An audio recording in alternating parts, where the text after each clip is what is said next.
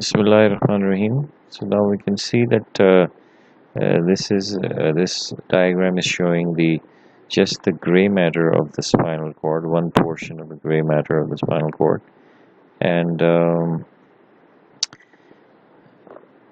it's organized in the form of layers, which are known as the Rexed laminae, and which are outlined in the Roman numerals 1 through 9.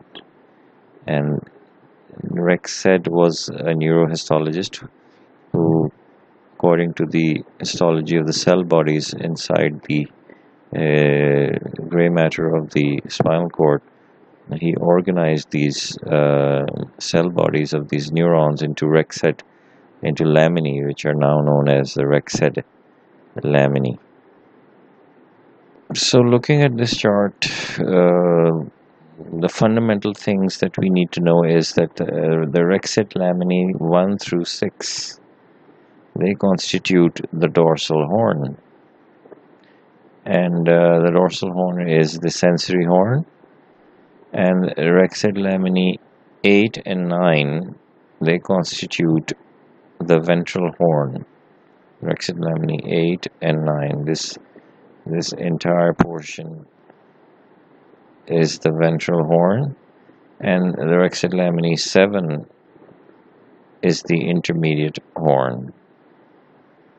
So the dorsal horn is the sensory horn, the ventral horn is the motor horn. It contains the motor neurons, and the intermediate zone, or lamina 7, consists of the preganglionic, sympathetic, and the parasympathetic neuronal cell bodies.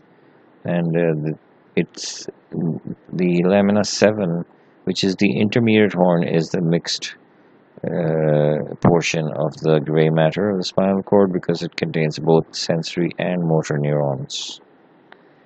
The sensory neurons are the Clark's nucleus, through which fibers will go to the cerebellum, and the motor fibers are the preganglionic, sympathetic, and parasympathetic neurons.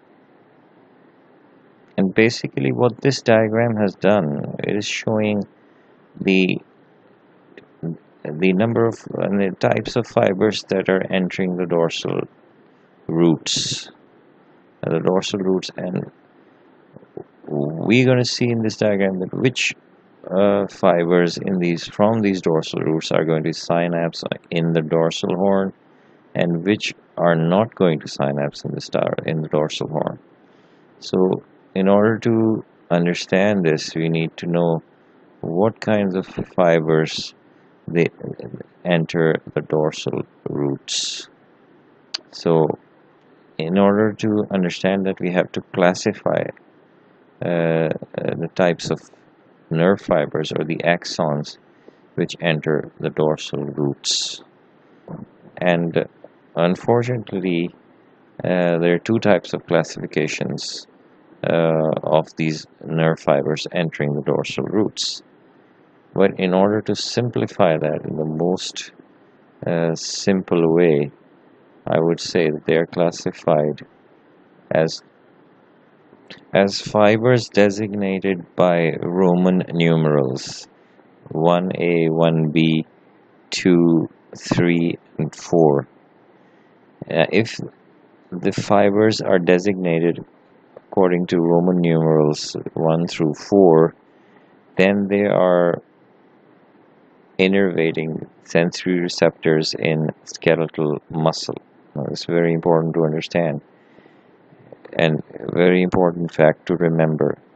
If the fibers are designated, the fibers entering the dorsal roots are designated by Roman numerals 1A, 1B, 2, 3, and 4, then they are innervating some sensory receptor inside the skeletal muscle. And if they're designated an alphabetic configuration, if they're designated as A,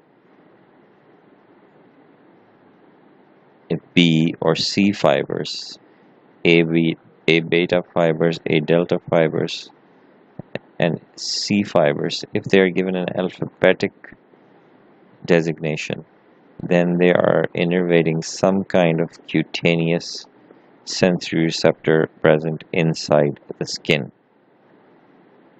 Now, there are two types of receptors present inside the skeletal muscle. One is known as the muscle spindle, and the other is known as the Golgi tendon organ, the Golgi tendon organ. Now, the most heavily myelinated fiber, which is the 1A fiber, that fiber innervates the muscle spindle. The 1A fibers, they're bringing sensory information from the muscle spindle, which is a sensory receptor present inside the skeletal muscle. And the 1B fibers, they're also heavily myelinated, and they are coming from the Golgi tendon organs. The 1A fibers, which are coming from the muscle spindle, they give information about the amount of stretch of the muscle, and how much muscle has been stretched, to what degree the muscle has been stretched. So it is basically giving information about the length of the muscle fibers, whether the length has shortened or whether the skeletal muscle fiber has lengthened or whether it has shortened. And the 1B fibers, which are coming from the Golgi tendon organs, they give information, they bring sensory information about the force generated inside the muscle fiber. So the 1A and the 1B fibers, which are heavily myelinated, the 1A and 1B fibers, they are bringing information about muscle position sense, which is proprioception. And the 1B fibers are bringing information about how much force the muscle fibers are contracting. So these two fibers, along with the A beta fibers are the most heavily myelinated cutaneous receptor fibers. So the 1A, 1B type 2 and the A beta fibers, these are all heavily myelinated fibers, they enter the medial division of the dorsal roots.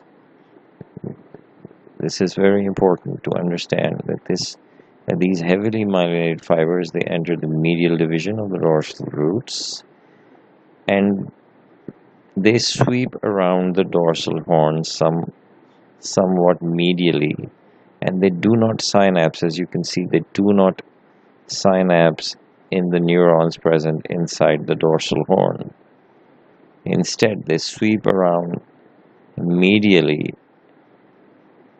to the dorsal horn, and they ascend upwards in tracts which are known as the fasciculus gracilis and the fasciculus cuneatus, and they ascend upwards throughout the length of the spinal cord to end up somewhere else.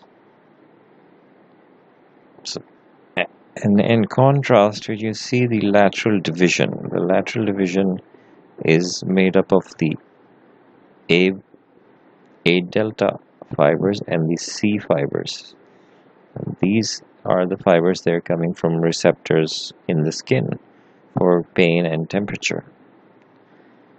And these type 3 and type 4 fibers, they are also coming from receptors present in the skeletal muscle, but these 3 and A delta fibers and the C fibers are thinly myelinated.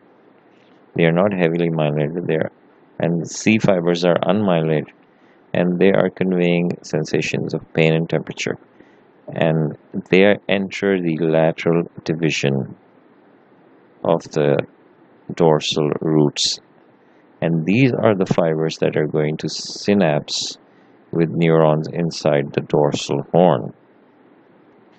And one thing we can also see that the A beta fibers, which are conveying sensations of with cutaneous sensations of vibratory sense, proprio, uh, uh, two-point discrimination, and fine touch, which are sensations that requires heavily myelinated fibers, because these are very, very sophisticated sensations. They have to be conveyed. All these two-point discrimination is a very fine sensation modality. So all these fine sensation, two-point discrimination, light touch, and vibratory sense, they, along with the proprioception, muscle position sense, these fibers have to be heavily myelinated, and they are entirely grouped together in the medial division, which is going to sweep medial to the dorsal horn, not synapse there, and go up to the through the dorsal columns to somewhere else in the brain, and in a different part of the brain, end up different part of the. Whereas the lateral division, which is consisting of the pain and temperature fibers coming from the pain and temperature receptors in the skin, they're going to mainly synapse in the dorsal horns. The dorsal horn, we can say, in conclusion, houses the sensation of pain and temperature.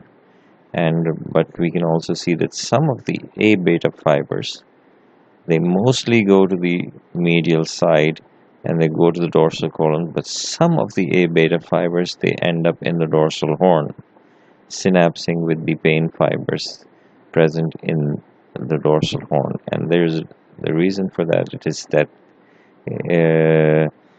it is thought that they suppress the pain fibers.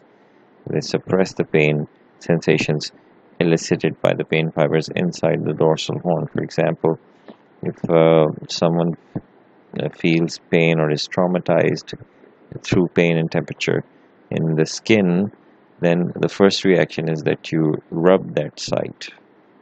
And by rubbing, what you're doing is that you're stimulating the A beta fibers. The A beta fibers, which are some of them are synapsing in the dorsal horn, and they're going to suppress those sensations of pain arising from the dorsal horn. So, in conclusion, this diagram illustrates the two major divisions of the fiber types, that the medial division housing the heavily myelinated fibers, and the way they are organized, and the lateral division, which is the unmyelinated or the lightly myelinated fibers, and they're going to mainly snaps, and they're going to carry in the dorsal horn, and they're going to convey sensations of pain and temperature.